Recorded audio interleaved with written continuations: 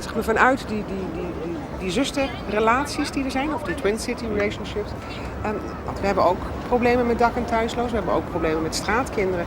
En we proberen daar zeg maar modellen voor te ontwikkelen. Dus de ervaringen vanuit Nederland worden in dit geval ook gedeeld. Het is dus aan de ene kant is zeg maar het ervaringsstuk. Het heet dan hier het overdragen van de kennis, dat noemen we dan capacity building. Dat is natuurlijk heel belangrijk voor een land als Zuid-Afrika. Maar het gaat natuurlijk ook gepaard met geld, met cashgeld. At the time of infection, half of South Africa's teenagers will die of AIDS. That's more than 6 million of us.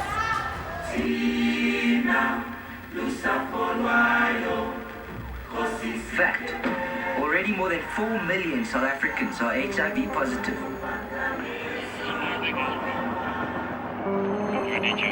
Where did you live before?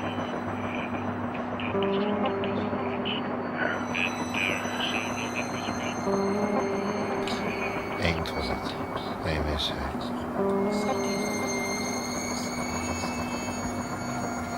1000 mensen, één toilet.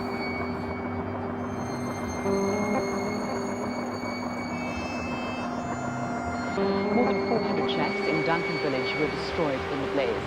A 12-year-old girl died in the fire. Police say the fire was probably started by someone who left a stove on. Strong winds helped to spread the fire, and it was brought under control.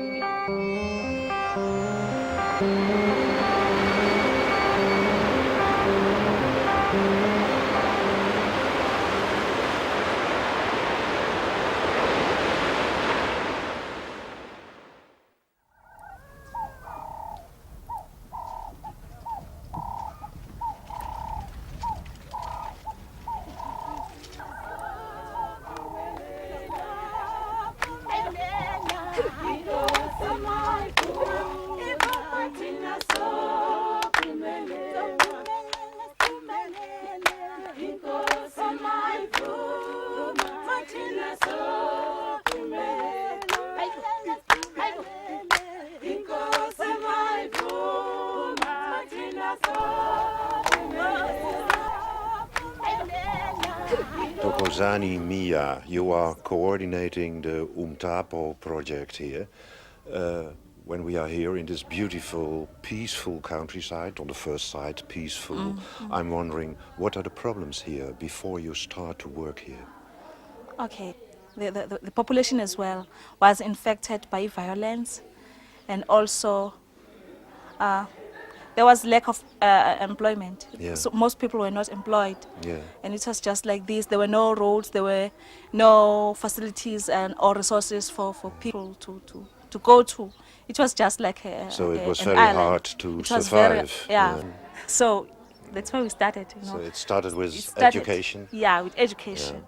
And thereafter we realized that yes, we are here now, because they were, by that time, after 4 months or 5, they were now able to write their names and their surnames and some few writings.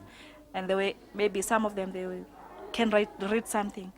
But we realized that no, coming here every day, because some of them are just traveling 2 hours walk to the center here or to the school here, as you can see how the community is. So we said no, now we have to start on something that will give us maybe at least butter and bread, because we are not working, we are all in misery, because some of women are just left by their husband, and some of them are just widows, and some of them are raising their grandchildren. When we started this talk, I said to you, on the first sight, a very peaceful situation here, but that's not very true. That's only on the first sight. There has been a lot of violence. Yeah, there's been lots of violence. And people were hating each other, they were killing each other.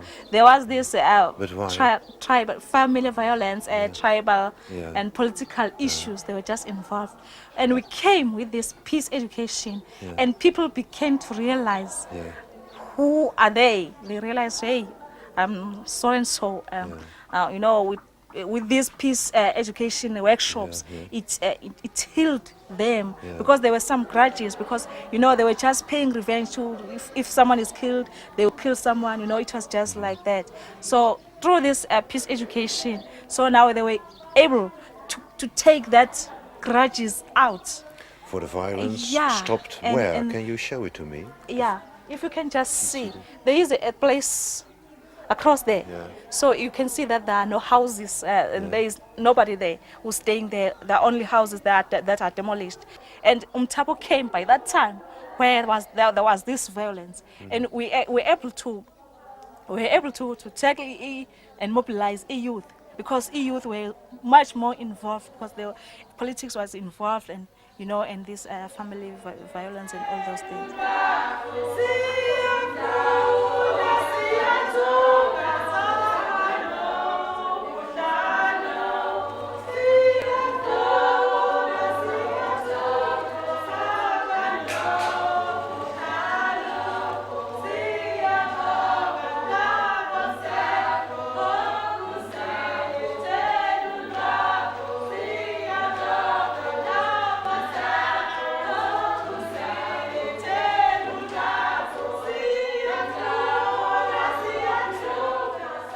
While I was in Rotterdam, I discovered that the Dutch people were engaging in endeavoring to resolve their own problems, particularly when it came, first of all, to the question of the reconstruction of Rotterdam after the Second World War, and how Dutch people came together to work to overcome that problem.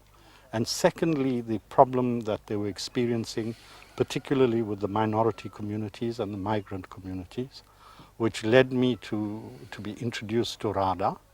And through that, I thought it would be an excellent idea for RADA and Umtapo, together with the city of Rotterdam, to engage in a program where we could learn from each other.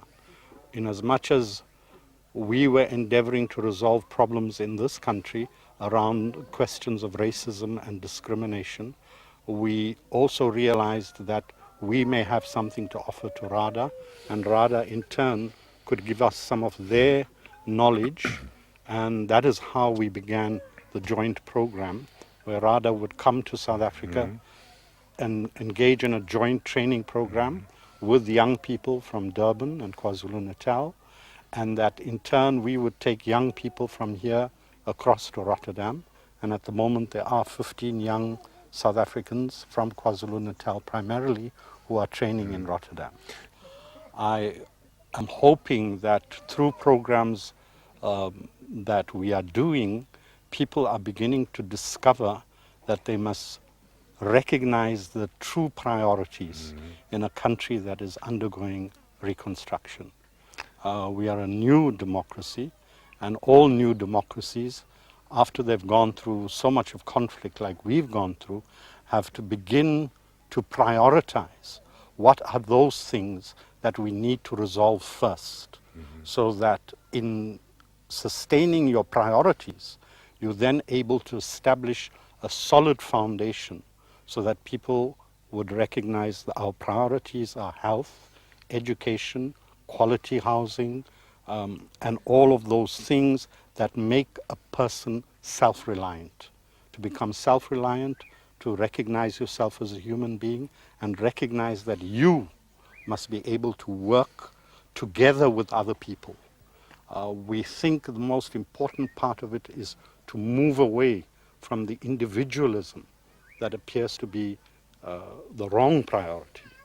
The notion of communal working and working in communities has been an essential value that existed on the African continent for thousands of years. And we are trying to discover that, rediscover that value. And I think our President Thabo Mbeki spoke about it when he spoke about the African Renaissance.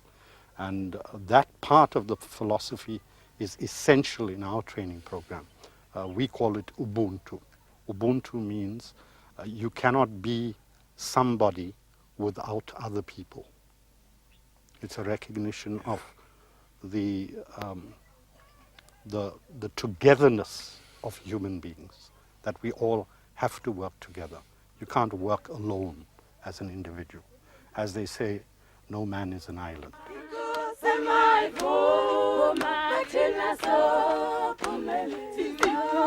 Pumelela,